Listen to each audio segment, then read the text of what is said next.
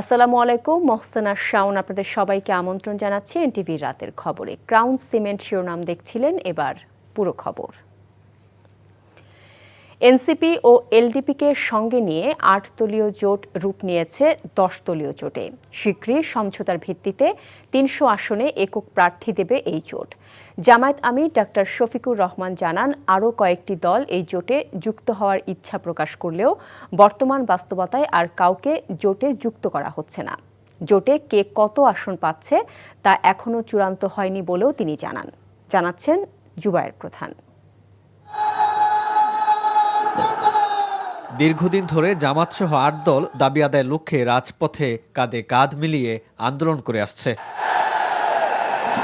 জামায়াতে ইসলামী, ইসলামী আন্দোলন, খিলাফত মজলিস, নেজামে ইসলামী পার্টি সহ আন্দোলনরত ৮ দলের নতুন সঙ্গী এনসিপি ও এলডিপি।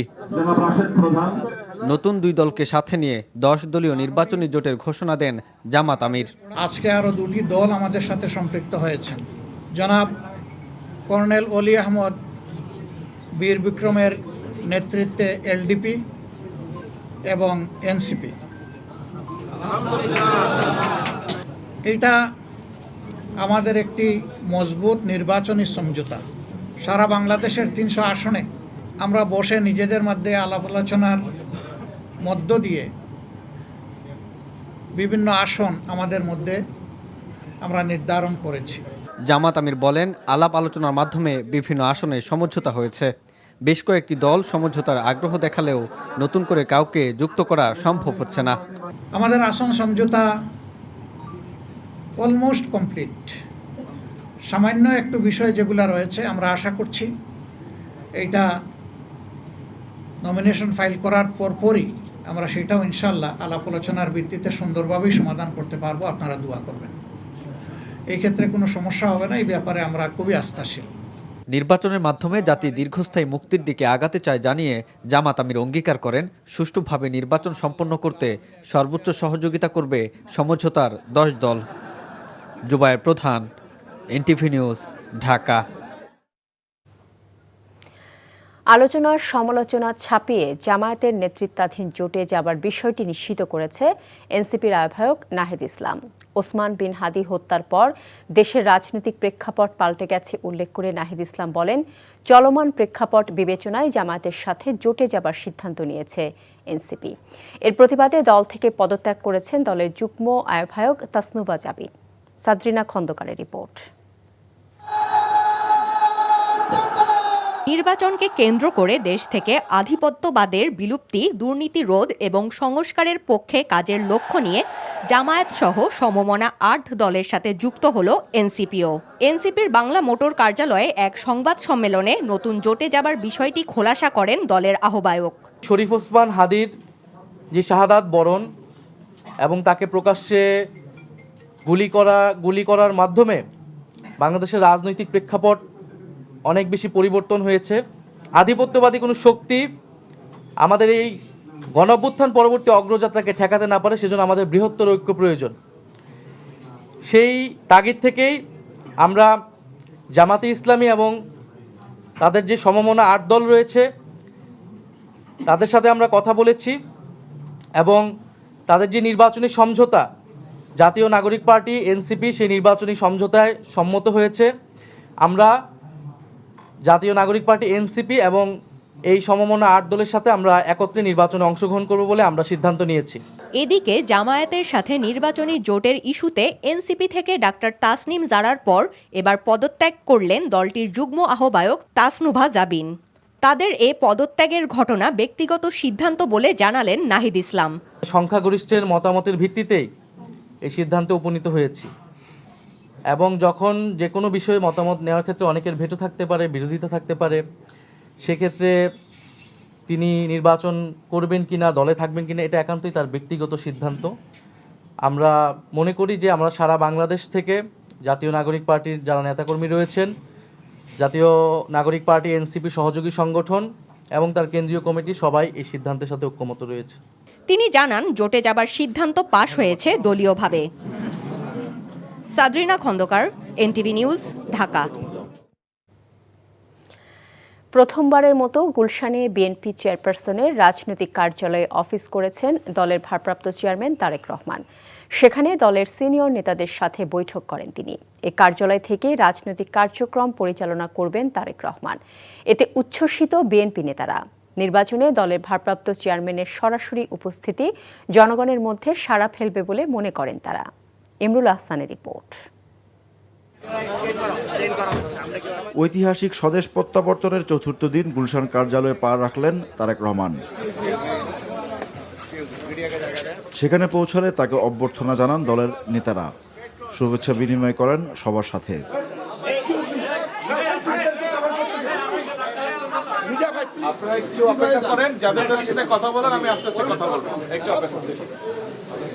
এরপর দলের স্থায়ী কমিটির সদস্যদের নিয়ে 2 তলায় চলে যান তারেক রহমান। সেখানে তাদের সাথে মতবিনিময়ে বসেন তিনি। উঠে আসে নির্বাচন সহ দলের সাংগঠনিক নানা বিষয়। আমরা নির্বাচন সংক্রান্তই যে সকল বিষয় আশয় আছে এগুলো নিয়ে আমরা আলাপ আলোচনা করেছি এবং আমরা নির্বাচন কমিশনকে সহযোগিতা করার জন্য আমরা সিদ্ধান্ত নিয়েছি। আর আজকে কোনো আনুষ্ঠানিকভাবে কিন্তু মিটিং হয়নি। আজকে আমাদের ভারপ্রাপ্ত চেয়ারম্যান অফিসে এসেছে, আমরা স্থায়ী কমিটির মেম্বাররাও ছিলাম, অন্যরাও ছিল। আমরা ওখানে বসে এতক্ষণ পর্যন্ত সাংগঠনিক, দেশের গণতন্ত্র, দেশের আগামী দিনে নির্বাচন, এইসব ব্যাপারে আলাপ আলোচনা করছি। 1/11 পট পরিবর্তনের পরে বিএনপি চেয়ারপারসন বেগম খালেদা জিয়ার জন্য এই কার্যালয় খোলা হয় 2008 সালের নির্বাচনের আগে। তবে তার আগেই নির্বাসিত জীবন শুরু হয় তারেক রহমানের। রোববারই প্রথমবারের মতো এখানে গেলেন তিনি। তার উপস্থিতি দলের সাংগঠনিক কাজে গতি আনবে বলে মনে করেন দলের সিনিয়র নেতারা। তিনি যখন সামনে আসছেন, আমাদের নেতা কর্মীদের মনোবল বলেন আর যেটাই বলেন অথবা কমিটমেন্ট বলেন, সেটা অনেক বড় হয়ে গেছে, অনেক উচ্চ মার্গে গেছে। নেতা হিসেবে উনি এখানে এসেছেন, কোটি মানুষ ওনাকে স্বাগত জানিয়েছেন এবং প্রথমবারের মতো আজকে আমাদের ওনার চেয়ারপারসনের অফিসে উনি আসছেন এখানে। এটা তো অনেক বেশি আমাদের জন্য বড় পাওয়া এবং আনন্দের বিষয় এবং আমাদের ফিলিং, অনুভূতিটা আপনারা বুঝতেই পারছেন। অনেক দিন পরে সামনাসামনি বাংলাদেশ সম্বন্ধে আলোচনা করছি, বাংলাদেশের ভবিষ্যৎ নিয়ে আলোচনা করছি, রাজনীতি নিয়ে আলোচনা করছি। এখন তো বেশিরভাগ সময় ওনাকে কাটাতে হবে বাংলাদেশের প্রত্যন্ত অঞ্চলে, বিভিন্ন জায়গায় ওনাকে যেতে হবে। তো নির্বাচনী কার্যক্রম শুরু হয়ে যাচ্ছে, তো সুতরাং উনি অফিসে যে হয়তো বেশি সময় বাইরে দিতে হবে। কার্যালয়ের 2 তলা চেয়ারপারসনের কক্ষের পাশেই তারেক রহমানের চেম্বার তৈরি করা হয়েছে। ভারপ্রাপ্ত চেয়ারম্যানের জন্য আলাদা কক্ষ তৈরি করা হয়েছে নয়াপল্টনে বিএনপির কেন্দ্রীয় কার্যালয়েও। Imrul Ahsan, NTV news, Dhaka. ত্রয়োদশ জাতীয় সংসদ নির্বাচনে ঢাকার 17 আসন থেকে বিএনপির ভারপ্রাপ্ত চেয়ারম্যান তারেক রহমানের পক্ষে মনোনয়নপত্র সংগ্রহ করা হয়েছে। এ পর্যন্ত 2780টি মনোনয়নপত্র সারা দেশে সংগ্রহ করেছেন প্রার্থী বা তাদের প্রতিনিধিরা। মনোনয়নপত্র গ্রহণ ও জমার শেষ দিন কাল। আরপিওতে না থাকার পরেও সন্তানের সম্পদের হিসাব প্রার্থীকে দেওয়ার বিষয়ে আপত্তি জানিয়েছে বিএনপি। নিয়ামুল আজিজ সাদিকের রিপোর্ট। মনোনয়নপত্র দাখিলের একদিন আগে প্রতি আসনের বিপরীতে গড়ে 8টির বেশি মনোনয়নপত্র সারা দেশ থেকে সংগ্রহ করা হয়েছে। ঢাকার 13 ও 15 আসনের মনোনয়নপত্র সংগ্রহ ও দাখিলে আগারগাঁয়ে নির্বাচন প্রশিক্ষণ ভবনের 2য় তলায় এদিন এসেছেন প্রার্থীরা ও তাদের প্রতিনিধিরা। 2 আসনে মোট 25টি মনোনয়নপত্র বিতরণ হয়েছে। এর মধ্যে স্বতন্ত্র প্রার্থী 5 জন, বাকি সবাই দলের নাম দিয়ে মনোনয়নপত্র উত্তোলন করেছেন। তফসিল 1 অনুযায়ী আচরণবিধি মেনে চলার জন্য দলের অঙ্গীকারনামা, যেটা দলের প্যাডে দিতে হবে, এবং একই সাথে প্রার্থীর অঙ্গীকারনামা, সে যে আচরণবিধি মেনে চলবেন এরকম অঙ্গীকারনামা রয়েছে। এর সঙ্গে প্রস্তাবক সমর্থকের ভোটার তালিকা নেওয়া হয়, আয়কর রিটার্নের কপি নেওয়া হয়। জামায়াতের আমির ডাক্তার শফিকুর রহমান এবং বিএনপির প্রার্থী শফিকুল ইসলাম খানের পক্ষে ঢাকা 15তে মনোনয়নপত্র সংগ্রহ করা হয়েছে। ঢাকা 13তে বিএনপির প্রার্থী ববি হাজ্জাজ, জামায়াতের মোবারক হোসেন ও বাংলাদেশ খেলাফত মজলিসের আমির মাওলানা মামিনুল হক মনোনয়নপত্র সংগ্রহ করেন। ঢাকা 13 মোহাম্মদপুর আদাবর শেরেবাংলানগর আসন থেকে নির্বাচনে প্রতিদ্বন্দ্বিতা করার উদ্দেশ্যে আমি এখানে মনোনয়নপত্র জমা দান করলাম এবং নির্বাচনে অংশগ্রহণ করব। ঐক্যবদ্ধ হয়ে আমরা সমন্বয়ের মাধ্যমে, আসন সমঝোতার মাধ্যমে আমরা নির্বাচনে অংশগ্রহণ করব। এখানে হ্যাভিওয়েট বা লোয়েট এগুলো কোনো ক্যাটাগরি না। এখানে একটি ক্যাটাগরিকে, একটি বিষয়ের মধ্য দিয়ে সিদ্ধান্ত নিতে হবে জনগণকে। বাংলাদেশ বাসযোগ্য একটি বাংলাদেশের স্বপ্ন মানুষের কাছে দেখাচ্ছি, সত্যিকার অর্থে একটি শোষণ বৈষম্যহীন বাংলাদেশের কথা বলছি। এদিন বিএনপির ভারপ্রাপ্ত চেয়ারম্যান তারেক রহমানের পক্ষে মনোনয়নপত্র সংগ্রহ করেন বিএনপি চেয়ারপারসনের একান্ত সচিব। পরে তাকে ভোটার হিসেবে নির্বাচন কমিশন চূড়ান্ত করে। প্রক্রিয়া শেষ করে আগামীকাল আমরা ওনার পক্ষ থেকে এই অফিসে মনোনয়নপত্র দাখিল করব। দুটা নির্বাচনী, একটা বগুড়া 6 এবং ঢাকা 17। অনেকের সন্তানরা নিজেরাই উপার্জনক্ষম এবং তারা নির্ভরশীল নন। এই বিষয়টা নিয়ে একটা জটিলতা হয়ে গেছে, যার জন্য আমরা নির্বাচন কমিশনকে একটা চিঠি দিয়েছি। ঢাকা ও দেশের অন্য বিভাগে 2780টি মনোনয়নপত্র সংগ্রহ ও 31টি জমা দেওয়া হয়েছে। সবচেয়ে বেশি ঢাকার 20টি আসনে 5 শতাধিক মনোনয়নপত্র সংগ্রহ করা হয়েছে। Niamul Aziz Sadek, NTV news, Dhaka. আদর্শগত মিল না থাকায় জামায়াতে ইসলামীতে যোগ দেবেন না সাবেক ক্রীড়া উপদেষ্টা ও জুলাই আন্দোলনের অন্যতম মুখ আসিফ মাহমুদ সজীব ভুঁইয়া। এনসিপির সাথে বনিবনা না হলে স্বতন্ত্র নির্বাচন করার কথাও তিনি জানান। আর নির্বাচনের পরই সিদ্ধান্ত নেবেন বিএনপি না এনসিপিতে যোগ দেবেন। দুবাইতে সম্পত্তি বানানোর অভিযোগের কোনো ভিত্তি নেই বলেও এনটিভিকে দেওয়া সাক্ষাৎকারে দাবি করেন তিনি। রিপোর্ট বর্ষণ কবিরের। জুলাই আন্দোলনে গুমের শিকার হওয়ার পর আসিফ মাহমুদ ফিরেছেন বীরের বেশে। নানা চড়াই উতরাই শেষে তিনি দাঁড়িয়েছিলেন উত্তাল আন্দোলনের মাঠে। সেই প্রতিদানও পেয়েছেন। অন্তর্বর্তী সরকারের অংশ হিসেবে গুরুত্বপূর্ণ বেশ কয়েকটি মন্ত্রণালয়ের দায়িত্ব সামলেছেন।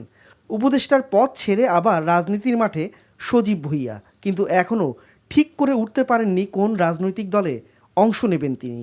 গন্তব্য যেখানেই হোক না কেন সেটি যে জামায়াত নয় সেটা নিশ্চিত করেছেন আসিফ।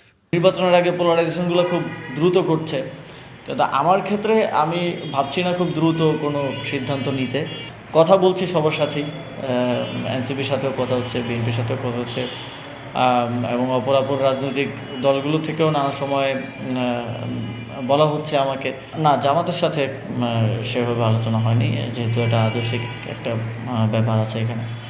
তো তবে আমি ভাবছি নির্বাচনের পরেই এ বিষয়ে চিন্তা করব, কারণ অন্যান্য প্রার্থীদের তুলনায় আমরা নির্বাচনী ট্রেনে যেহেতু একটু দেরিতে আরোহণ করেছি, ফলে আমাদের জন্য এখন ডাবল কাজ করতে হচ্ছে। উপদেষ্টা থাকা অবস্থায় বিভিন্ন মন্ত্রণালয় পরিচালনার সময় তার ব্যাপারে নানা দুর্নীতির অভিযোগ করা হয়। দেশ বিদেশ মিলিয়ে আসিফের সহযোদ্ধাদের অনেকেই দাবি করেছেন দুবাইতে সম্পদ গড়েছেন তিনি অবৈধভাবে। আসিফ বলছেন অন্তর্বর্তীকালীন সরকারের অংশ হিসেবে অনেকেই তার শত্রু হয়েছেন, তাই যা ঘটেছে তা রটনার বেশি কিছু নয়।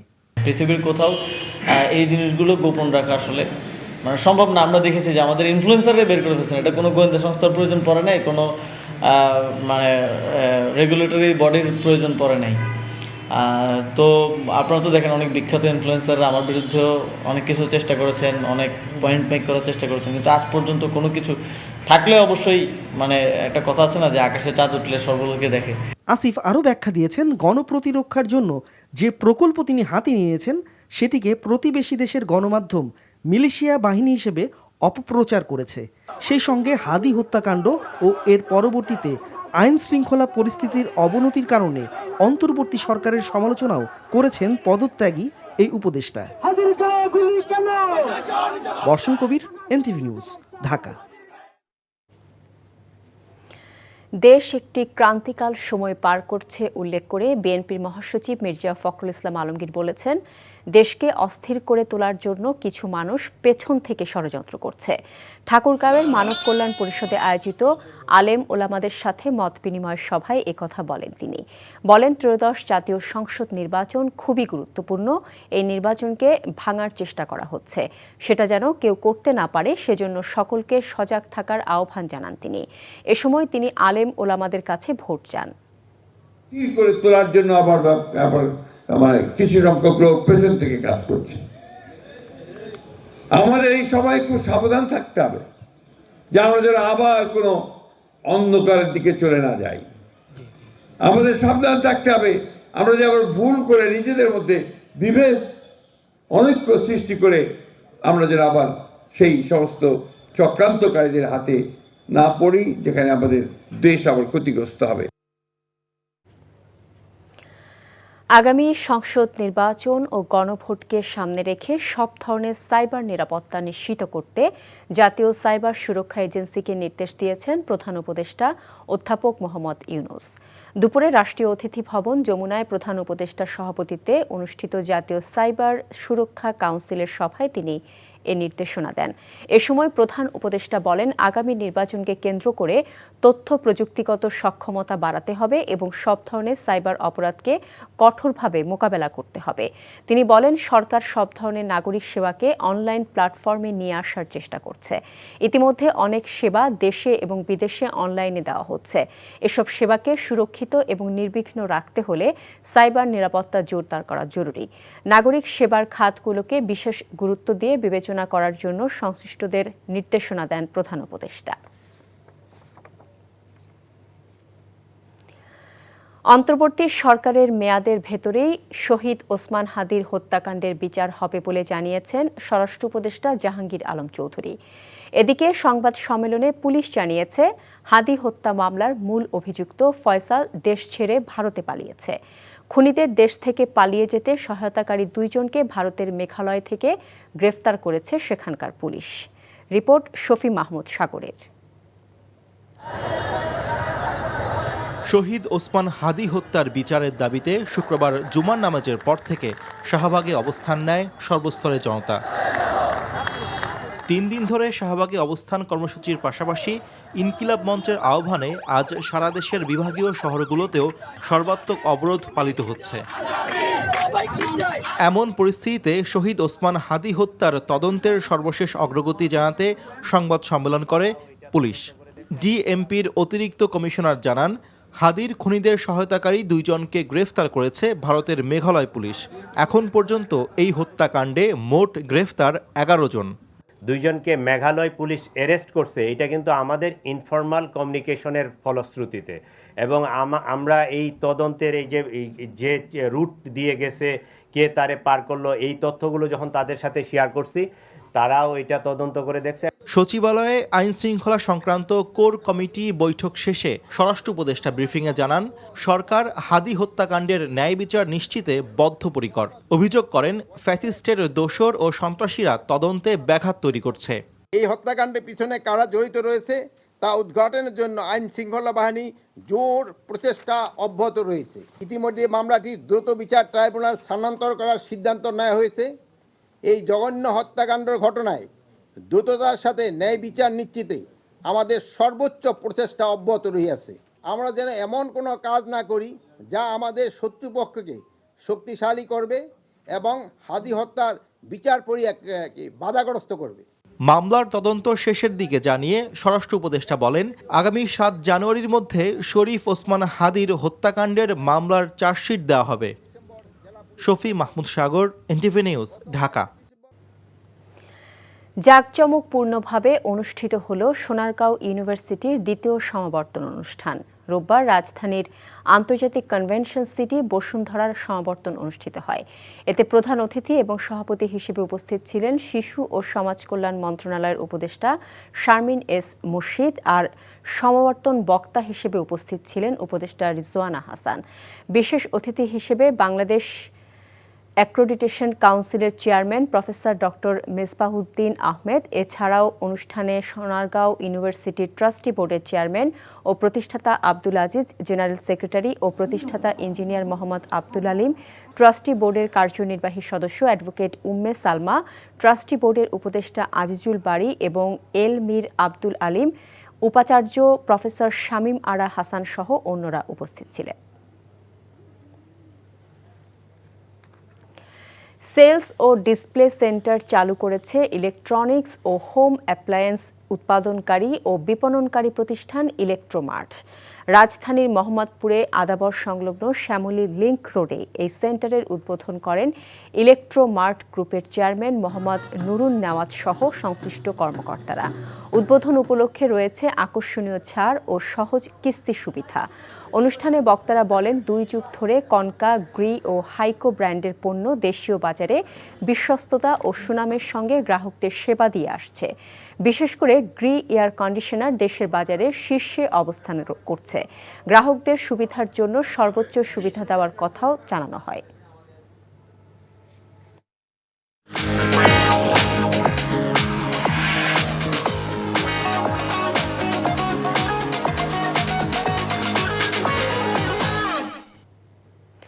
মার্কেন্টাইল ব্যাংক অর্থনীতির খবর।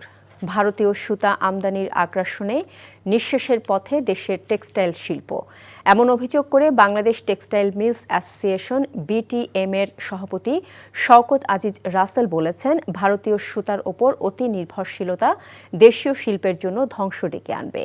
দুপুরে রাজধানীর গুলশান ক্লাবে আয়োজিত সংবাদ সম্মেলনে তিনি জানান, দেশীয় উৎপাদন খরচের তুলনায় 30% কম দামে ভারত থেকে সুতা আমদানি হচ্ছে। গত 1 বছরে আমদানি বেড়েছে 137%। BTM এর সভাপতি বলেন, এ কারণে পুঁজি হারিয়ে এরই মধ্যে বন্ধ হয়ে গেছে 50টি সুতার কারখানা। অন্য কারখানাগুলো সংকটে রয়েছে। সংগঠনটির সভাপতি জানান, সংকট উত্তরণে সুতা বিক্রিতে 10% নগদ প্রণোদনা ও ব্যাংক ঋণের সুদ হার কমানোর পাশাপাশি এ খাতের ব্যাপারে দ্রুত সিদ্ধান্ত নিতে হবে। এই ছিল রাতের খবরে। এই খবরের ভিডিও সহ আপডেট জানতে ভিজিট করুন NTV অনলাইন www.ntvbd.com। এছাড়াও NTV জনপ্রিয় সব অনুষ্ঠান ও খবরের আপডেট জানতে ভিজিট করুন আমাদের ইউটিউব ও ভেরিফাইড ফেসবুক পেজ। রাত 1টায় মধ্যরাতের খবর দেখার আমন্ত্রণ রইল। এতক্ষণ সাথে থাকার জন্য সবাইকে ধন্যবাদ।